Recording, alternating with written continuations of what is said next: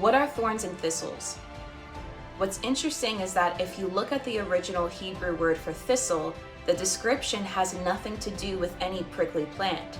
The word is dardar. Of course, the ancient Hebrew language from Genesis has some differences to current Hebrew, so even with this word, there can be some aspects of translation that don't capture its full essence. When I did some digging on this word dardar, it's interesting how the possible definitions can be pretty vague. There is a consistency, though, in the characteristics of this plant. The Gesenius states this is a luxuriantly growing but useless plant. The word can be traced to the bilateral root dalet resh, which is defined mainly as movement without hindrance or duress. The root word can also be traced to a free-moving bird or a swift flight. Interpreters don't find that a bird in itself fits the context of this passage, which makes sense.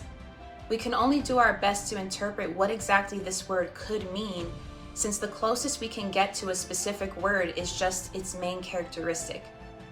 This is a plant that moves freely, like a bird that flies wherever it wants.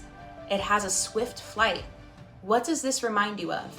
I believe it can describe weeds for sure. A thistle is a type of weed. It fits the description of the curse when we look at the context. The ground is being cursed, and Adam is told that he will have to work hard to just grow his food. Thorns and weeds and other plants that are useless, that aren't good for food and just consume and destroy wherever they go, would play a part in making it hard for mankind to grow food. The second part of the curse is that you shall eat the herb of the field, which is used in connection to thorns and thistles. What is a plant that encompasses all of these qualities besides a weed? A plant that brings harm to crops or to humans in general.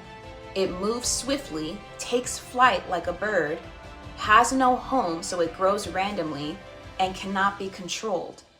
A plant that grows luxuriantly so it can even look beautiful and extravagant. Lastly, it's mentioned in conjunction to the necessity of eating herbs of the field. What can make you sick or create imbalance in your hormones, nervous system, or immune system so that the eating of medicinal herbs is the natural remedy to heal the body? The answer is fungus, and ergot is the epitome of the curse's descriptions.